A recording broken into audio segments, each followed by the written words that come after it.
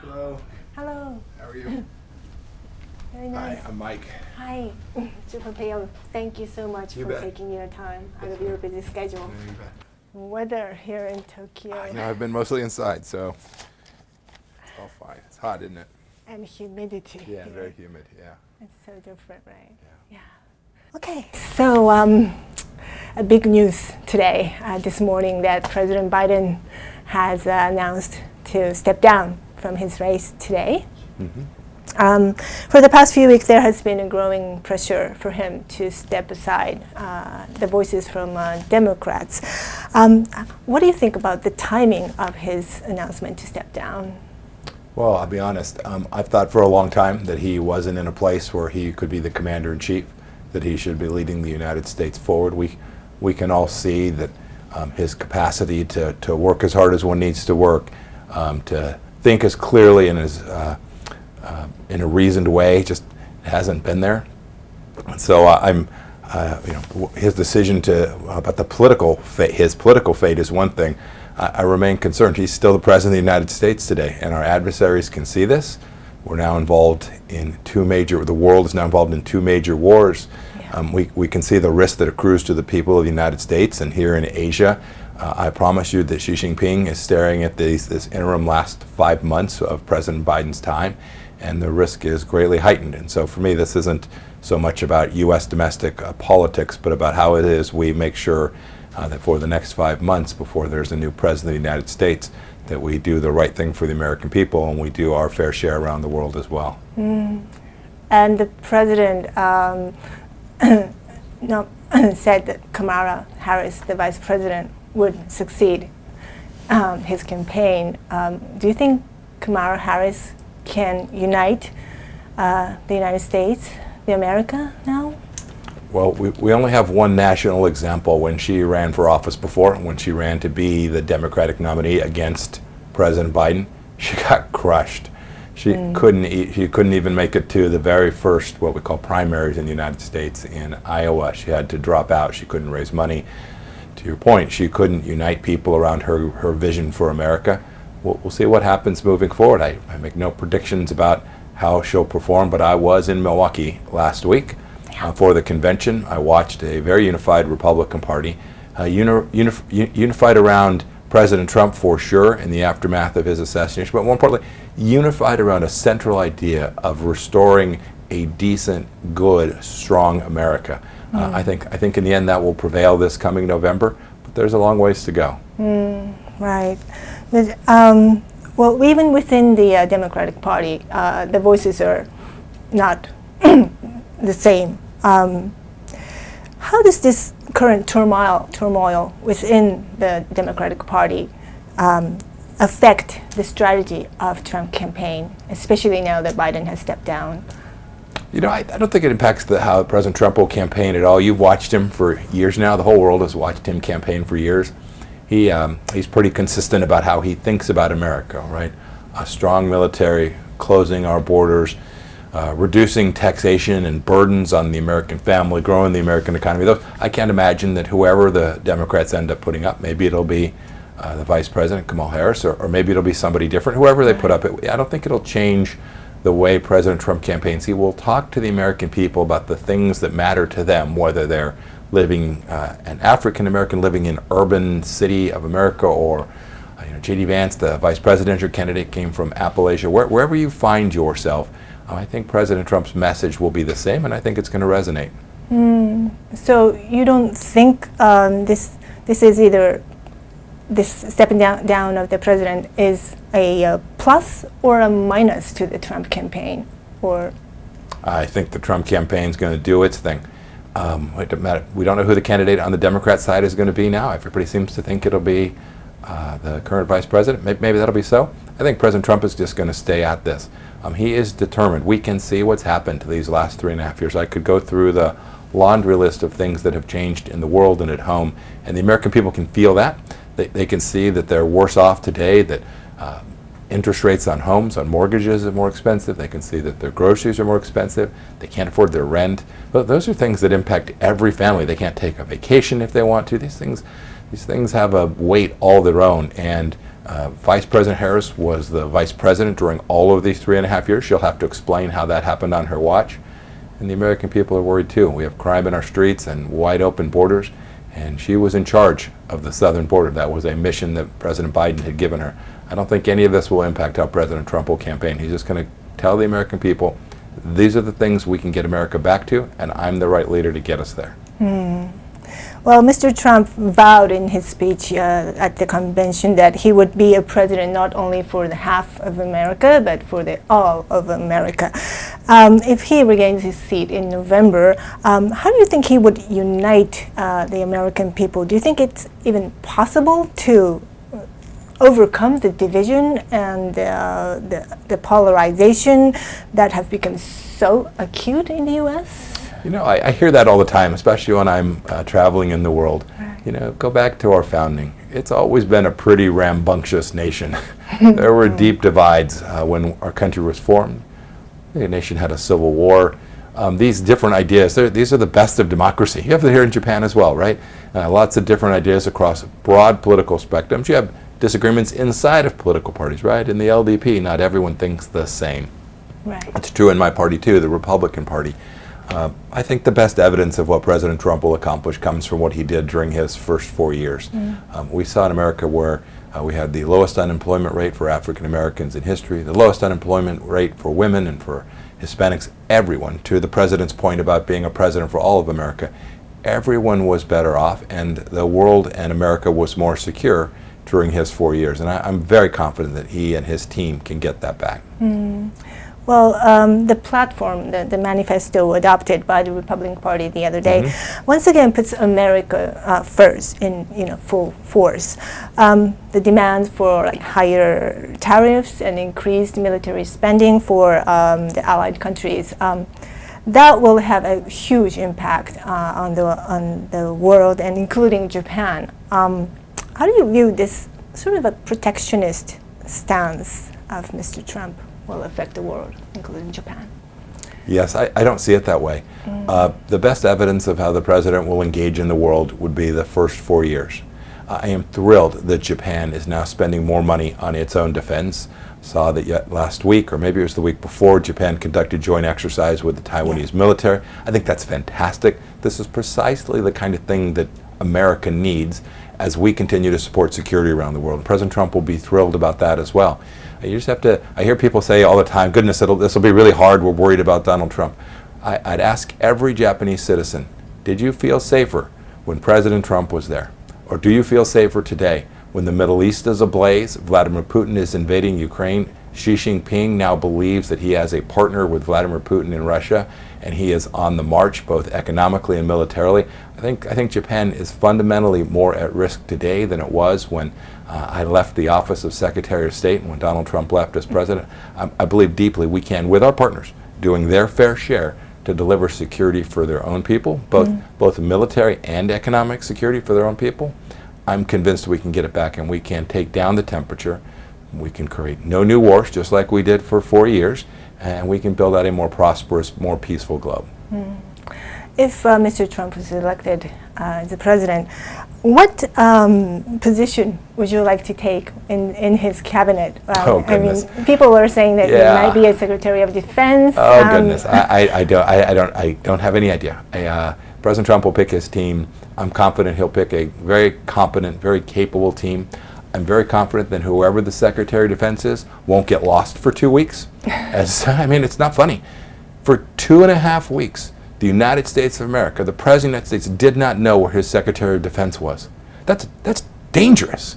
And so I'm very confident that he'll pick a team that would never pull a stunt like that, and they'll be competent and capable. We'll have great partnerships with our Asian partners, both here in Japan and in South Korea and in Australia and in Malaysia, all of the places and India, and all the places we were working so hard to build out a security architecture. I'm convinced that whoever the president picks to be his Secretary of Defense, the National Security Advisor, will have that same vision. What would be the most pressing issues that you would like to address in the second Trump administration? Sure. No, look, the central. I'd put two things at the top of the list. First, our diplomatic team should spend a lot of time thinking about how to build out coalitions and less time talking about climate change and DEI. and in the military, in the Department of Defense, both uniform and civilian members of our Department of Defense, we have to get back to merit. We've spent an awful lot of time talking about how we're going to make our vehicles carbon neutral and how we're going to make sure that transgender people can have their rightful place. All fine, but what the military does is it deters our adversaries and fights our wars if it needs to. And we've just lost that focus. It has become politicized. It has become, we call in America, called woke. It has lost the central thesis. I was a soldier a long time ago now, goodness, 35 years ago. Every day we were trying to be excellent in the warfighting skills so that the commander-in-chief would have the capacity to get the peace that he needed through the strength of his military. And we've lost the thread. And so the most important thing I think the next leader of our Department of Defense, the Secretary of State, can do is restore that idea of merit and building up partners around the world. Mr. Trump recently spoke on the phone with President Zelensky of Ukraine, and it said that they have agreed to discuss peace talks. What do you think would be the plan that Mr. Trump would put on the negotiating table? I don't want to speak for what President Trump might do. I'd harken back to what we did for 4 years. The left-wing media said that there was a relationship that was improper between President Trump and Vladimir Putin. But you know, President Putin didn't invade Ukraine on President Trump's watch. We had deterred them. There was not a war in Europe. And I get asked all the time, would this have happened if he was still there? I can't prove that, but I can prove this much. He took a fifth of Ukraine, Putin took a fifth of Ukraine when President Obama was in office. Right? He invaded Europe, took a fifth of Ukraine, nobody did a thing, no cost paid, no price to Putin. He didn't take an inch of Ukraine for 4 years. And then President Trump departed as commander-in-chief, and within a matter of months, he's back killing innocent civilians in Ukraine.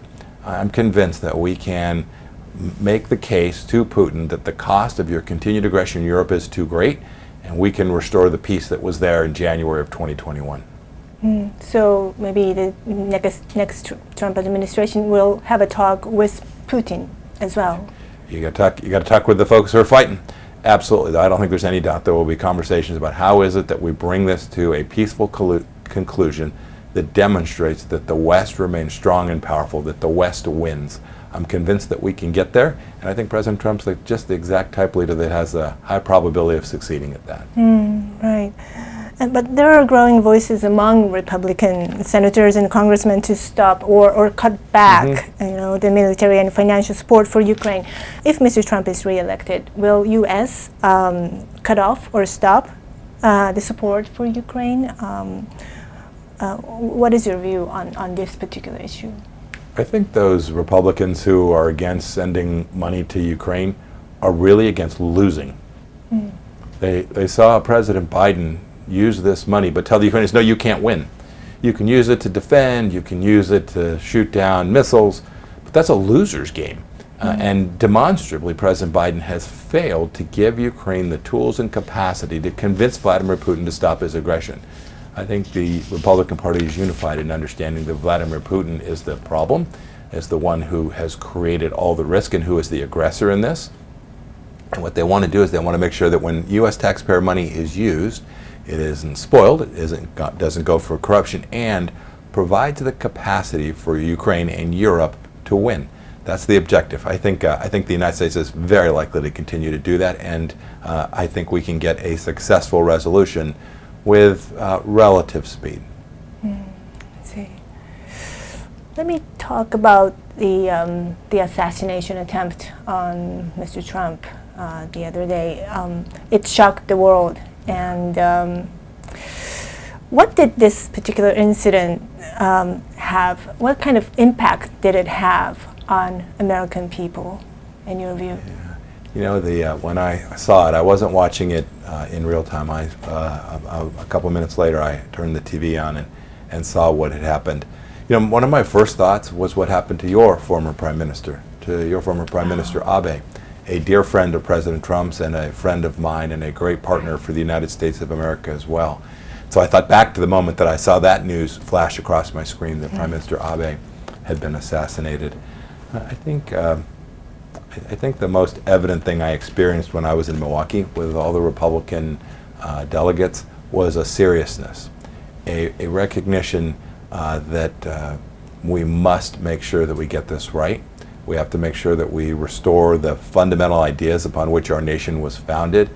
This wanton political violence is a real risk to that structure, to the United States and the way we are viewed in the world.